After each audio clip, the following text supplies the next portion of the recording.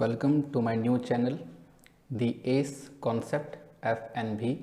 I hope you will like this video and support me. आज हम लोग ray optics का एक बहुत ही important topic refraction at spherical surface के बारे में बात करने वाले हैं। रिफ्रैक्शन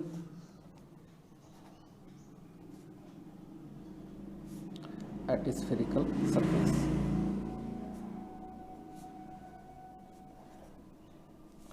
एक बहुत ही इम्पोर्टेंट टॉपिक है क्लास 12 के पॉइंट ऑफ व्यू से। चलिए बात करते हैं इसके बारे में। सबसे पहले हम लोग इसका बेसिक कॉन्सेप्ट देखेंगे, ठीक है। बहुत सारे स्टूडेंट्स का बेसिक कॉन्सेप्ट नहीं समझते हैं।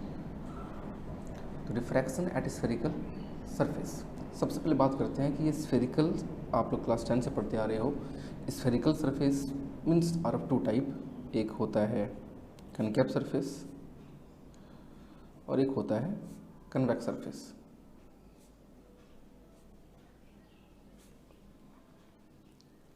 आज हम लोग बात करेंगे सिर्फ और सिर्फ कन्वेक्स सरफेस का, कनकेव सरफेस का किसी नेक्स्ट वीडियो में।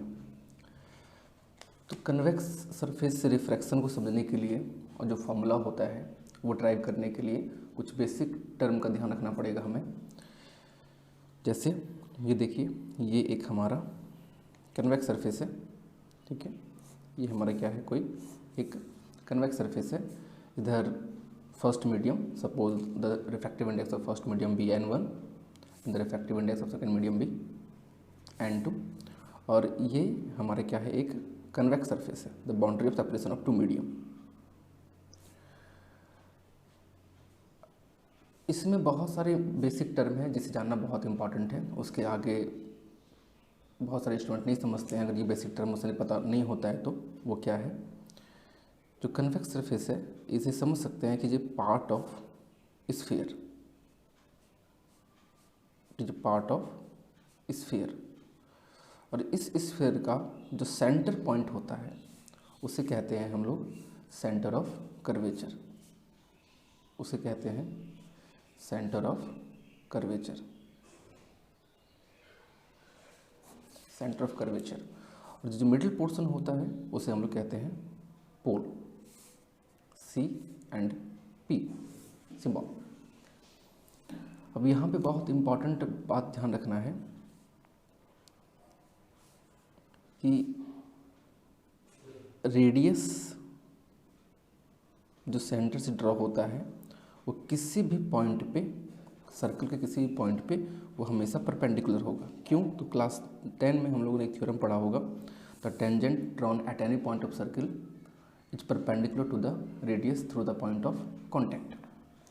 तो इस पॉइंट पे एंगल क्या बनेगा, हमेशा 90 बनेगा। वो इस पॉइंट पे भी 90 होगा, इस पॉइंट पे भी 90 होगा। इन एनी पॉइंट रेडियस किसी भी पॉइंट पे बनेगा। ये सारे पॉइंट पे अगर हम लोग टेंजेंट ड्रॉ करें तो वो एंगल हमेशा परपेंडिकुलर होता है, ठीक है। क्लास 10 में एक पढ़ा होगा कि अगर सपोज ये कोई एक ऊपर कोई मीडियम है, फर्स्ट मीडियम n1 एंड नीचे को सेकेंड अदर मीडियम है इंडेक्स n2, तो अगर लाइट कोई परपेंडिकुलर आया है, if light incident perpendicular to any surface, अगर कोई भी इंसिडेंट लाइट किसी भी सरफेस पे अगर परपेंडिकुलर ही इंसिडेंट होता है तो उस लाइट रे का कोई भी डेविएशन नहीं होता, वो बिल्कुल स्ट्रेट ही निकल जाता है। ये क्या होते हैं, बहुत सारे स्टूडेंट रट लेते हैं इसको, अगर कोई भी लाइट इंसिडेंट किसी सरफेस पे परपेंडिकुलर हुआ है तो उसका कोई डेविएशन नहीं होगा। बट ऐसा होता क्यों है, बहुत कम कोई स्टूडेंट समझते हैं। तो चलिए इसका रीज़न मालूम करते हैं कि ऐसा क्यों होता है। इसके पीछे बहुत सारे रीज़न है, बट एक जो मैथमेटिकल रीज़न मैं आपको बताना चाहता हूँ वो ये देखिए। हम लोग पढ़ा होगा by Snell's law, sine i by sine r equal to n2 by n1, right. और we can say that sine i by sine r equal to v1 by v2। Sine i sine r equal to n2 the refractive index of second medium by n1 index of first medium, और sine i by sine r v1 v2 v1 speed of light in first medium by speed of light in second medium. हम लोग दोनों तरह से लिख सकते हैं इसको। तो चलिए साइन आई अब यहाँ पर अगर कोई भी इंसिडेंट लाइट किसी भी सरफेस पे परपेंडिकुलर आ रहा है, इसका मतलब एंगल आई 0 है, तो sign 0 bye sine r equal to n2 by n1, right. तो साइन 0 का वैल्यू क्या होता है, साइन 0 होता है sine r equal to n2 by n1, cross multiply n1 into 0 equal to n2 into sine r, right. n1 into 0 n2 into sine r. अब यहाँ पे n1 और n2 तो 0 हो नहीं सकता, यहाँ पे ये 0 है तो इसे भी 0 होना पड़ेगा, राइट। और हम लोग ऐसे कह सकते हैं n1 into 0 by n2 equal to sine r, ठीक है।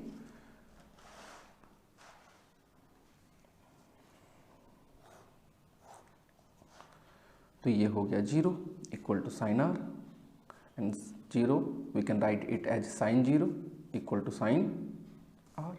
It means angle r equal to 0 degree. क्या देख रहे हैं, अगर एंगल आई यहाँ पे एंगल आई कितना था, 0 डिग्री था, तो एंगल आर भी हमारा 0 डिग्री आ रहा है। इट मीन्स कि अगर कोई लाइट किसी भी रिफ्लेक्टिंग सरफेस पे इंसिडेंट परपेंडिकुलर होता है तो उसका रिफ्रैक्शन वो बिल्कुल स्ट्रेट, उसका कोई भी डिविएशन नहीं होगा, वो बिल्कुल स्ट्रेट ही निकल जाएगा, ठीक है।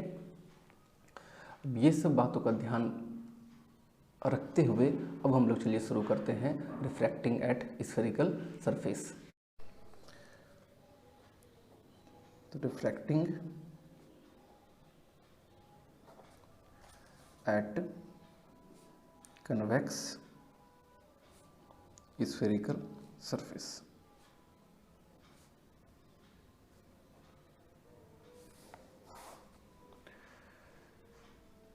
चलिए शुरू करते हैं।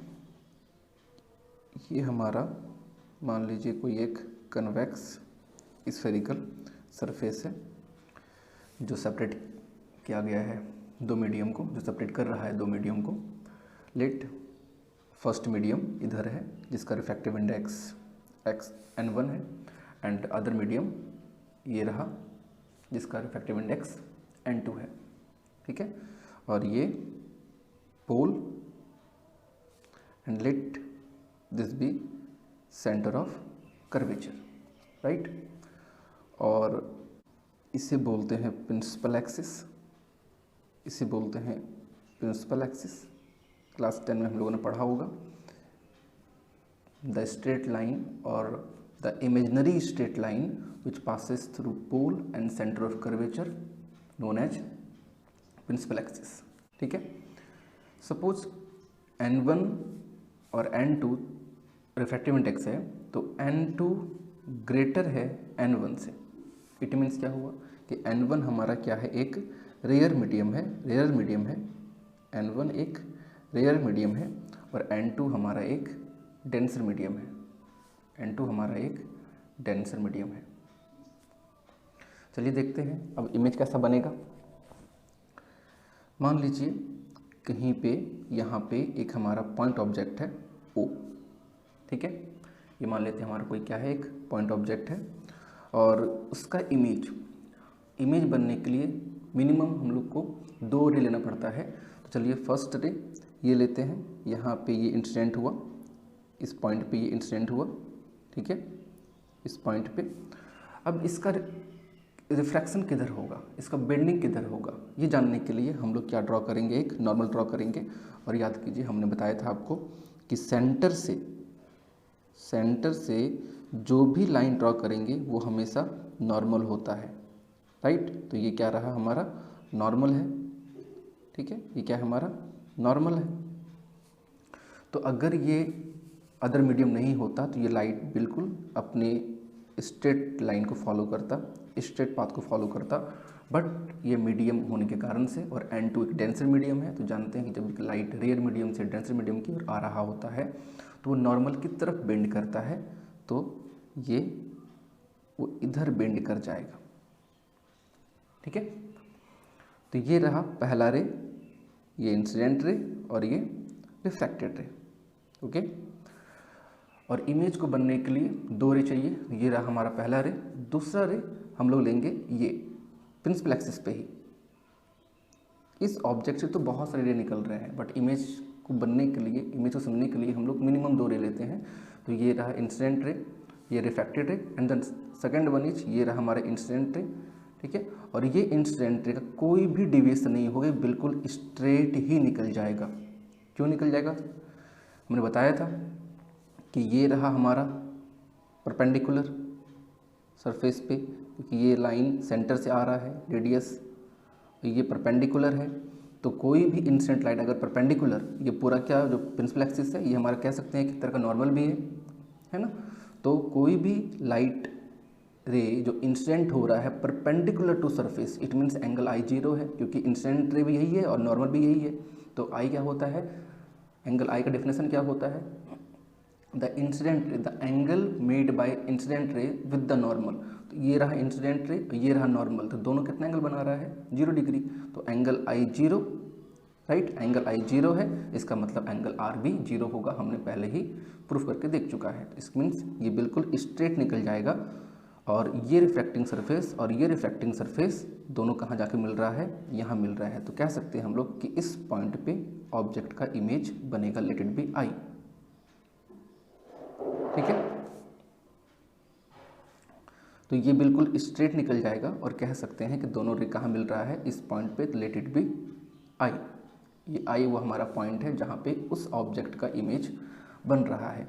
तो इस ये क्या हो जाएगा, ये जानते हैं, ये हो जाएगा एंगल हमारा आई, बिकॉज इंसिडेंट रे नॉर्मल, तो इंसिडेंट रे नॉर्मल के साथ जो एंगल बनाता है उसे बोलते हैं एंगल ऑफ इंसिडेंस। एंड ये हमारा रिफ्रैक्टेड रे है, रिफ्रैक्टेड रे ये नॉर्मल है, तो उसके साथ जो एंगल बनता है उसे बोलते हैं एंगल ऑफ डिफ्रैक्शन, ओके। और ये सपोज कीजिए कि प्रिंसिपल एक्सिस के साथ जो एंगल बन रहा है, let it be alpha, and let it be angle beta, and let it be angle theta और gamma as you wish, let it be theta, ठीक है। और हम लोग ने यहाँ से एक परपेंडिकुलर लाइन ड्रॉ किया है, लेट इट बी क्यू। ये नेमिंग आप पे डिपेंड करता है, आप कुछ भी एज्यूम कर सकते हो। और ये जो हमारा पूरा है यहाँ से यहाँ तक, ये जो सरफेस आपको दिख रहा है इसे बोलते हैं अपर्चर, राइट, इसे बोलते हैं aperture. Let A P B is the aperture of convex surface, ये A P B. Let A P B is the aperture of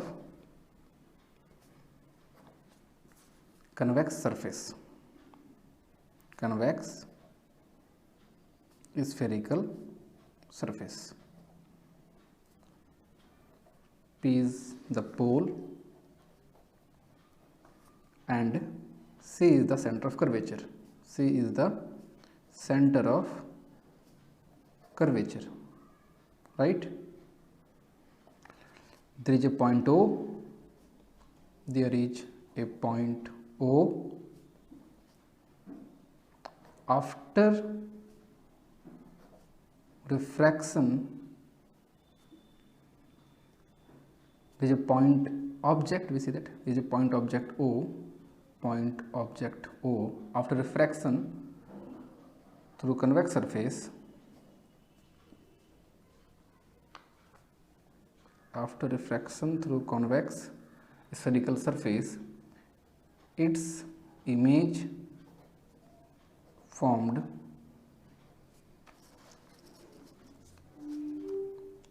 at I. This is a point object O. After refraction through convex spherical surface, its image formed at I. Now by Snell's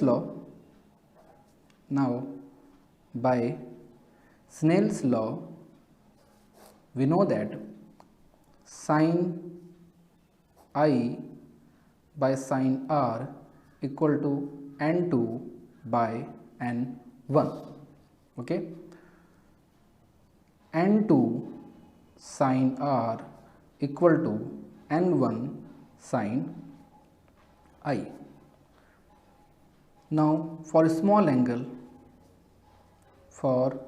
small angle, we know that n2 into r equal to n1 into i. हम लोग math में पढ़े होंगे,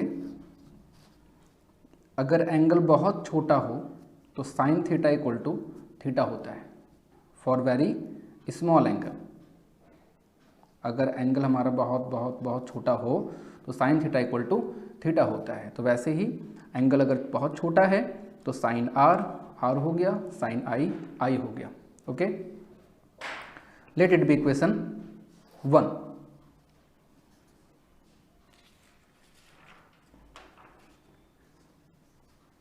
Now, since the aperture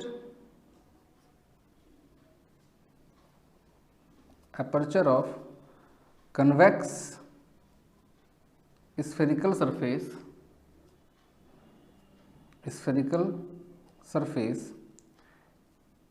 is very small, यहाँ पे देखिए कि अगर सपोज कीजिए ए बी है, ये जो अपर्चर है ये ए पी बी, अगर ये बहुत छोटा हो, ये अपर्चर बहुत बहुत छोटा हो तो ये अल्फ़ा बीटा और थीटा भी बहुत छोटा होगा, राइट। ये जो ए पी बी अपर्चर है अगर ये बहुत बहुत छोटा हो तो अल्फ़ा बीटा थीटा भी क्या होगा, बहुत ही छोटा होगा, ठीक है। तो उस सेंस में क्या लिख सकते हैं हम लोग, वही यहाँ लिखा गया है कि now aperture of convex spherical surface is very small. तो उस केस में अल्फ़ा इक्वल टू हमारा हो जाएगा tan alpha, beta equal to हो जाएगा हमारा tan beta, and theta equal to हो जाएगा हमारा टेन थीटा, राइट। ये कैसे हुआ, हम लोगों ने पढ़ा होगा मैथ में, पढ़ा होगा क्या,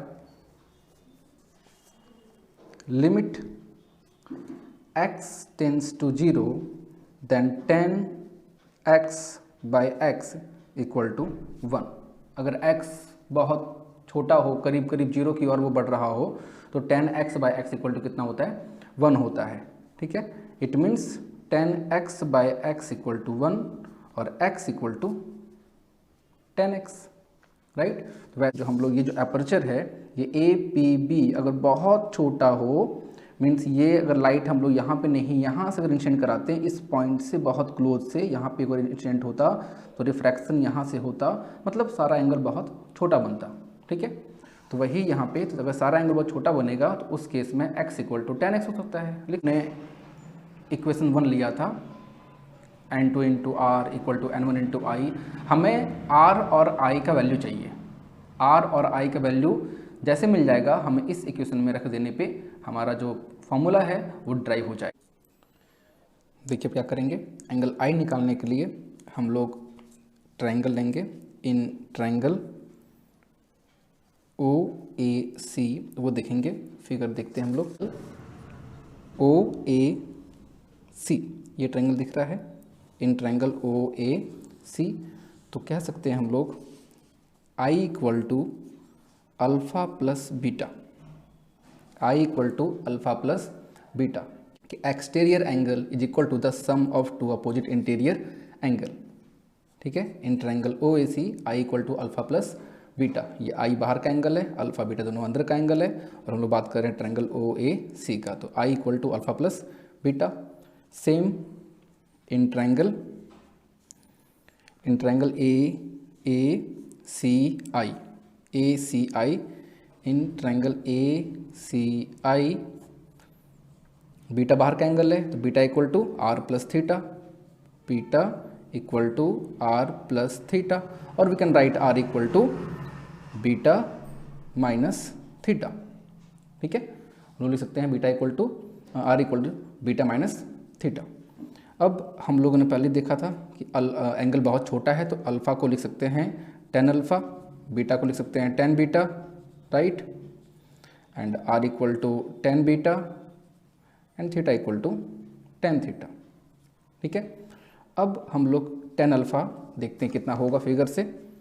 10 alpha, 10 means p by b perpendicular by base, perpendicular A Q, चलिए इसे हम लोग h मान लेते हैं, परपेंडिकुलर हाइट h, ठीक है।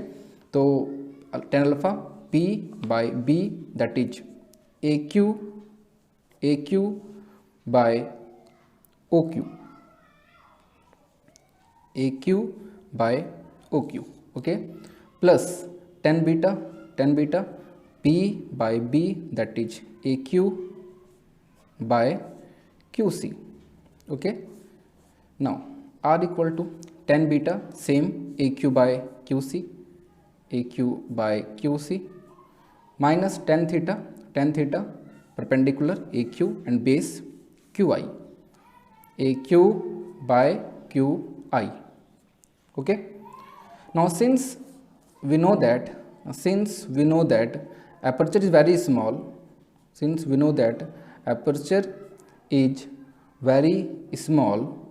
very small, तो कह सकते हैं हम लोग जो पॉइंट Q है और P है बहुत ही क्लोज होगा। अगर ये बहुत छोटा होगा, APB अगर ये बहुत छोटा होगा, अरे अगर हम लोग यहाँ से लेते यहाँ पे आता तो ये जो था P और यहाँ पे जो Q होगा वो ऑलमोस्ट सेम होगा, ठीक है। तो we can say that since aperture is very small therefore point P and Q are very closed, बहुत ही क्लोज होता। तो इन प्लेस ऑफ जहाँ पे Q है वहाँ पे हम लोग P लिख सकते हैं। तो उससे क्या बन जाएगा, ये हमारा I इक्वल टू AQ की जगह पे we can write AP OQ, figure most important है, Q के प्लेस P लिखना है, ठीक है। तो जहाँ जहाँ Q वहाँ P करेंगे, AQ बाई AP और OP plus AP by PC। Next R equal to AP by QC means PC minus AQ that is AP and QI means PI, okay. I equal to AP by OP plus AP by PC, R equal to AP by PC minus AP by PI।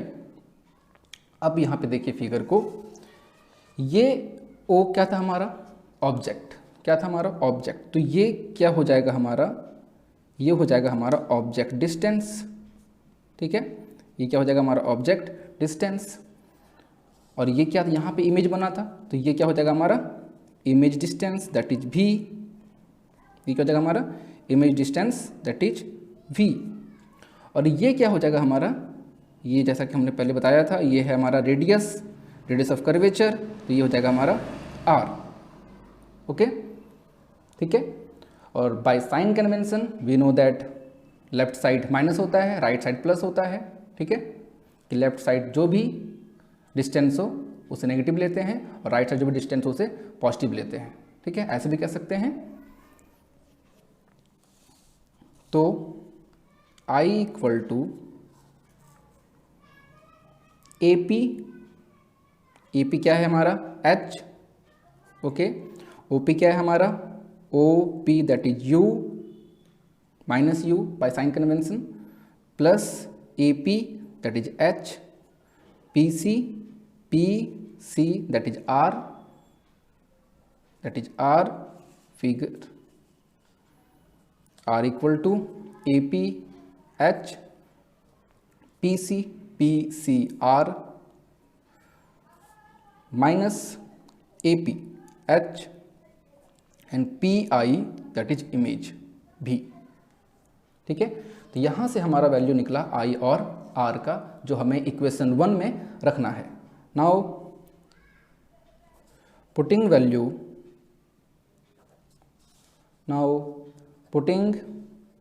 Value of I and R in equation 1। तो equation 1 क्या था हमारा, equation 1 यहाँ पे N2 into R equal to N1 into I, फिर से लिख देता हूँ, N2 into R equal to N1 into I, ठीक है। तो रखते हैं वैल्यू, देखते हैं क्या आता है, N2 into R H by R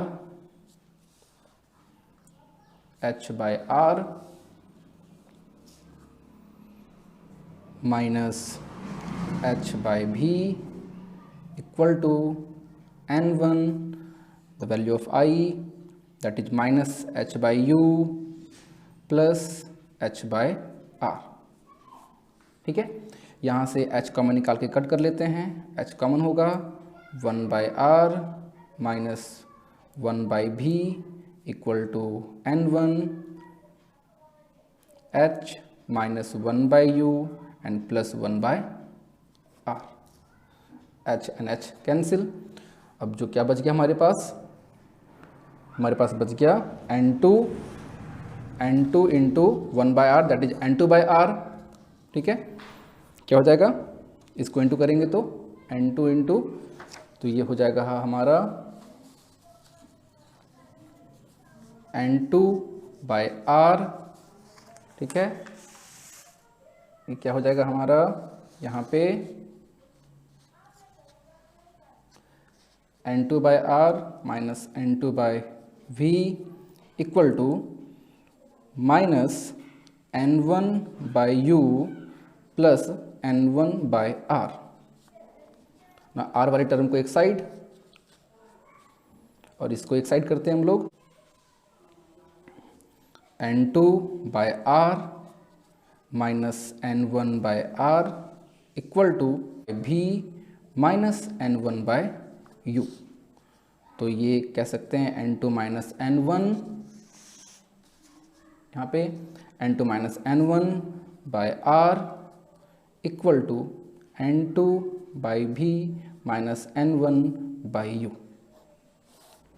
ये है formula diffraction at convex spherical surface, और इसे हम लोग अच्छे से लिख दें n2 by v minus n1 by u equal to n2 minus n1 by r।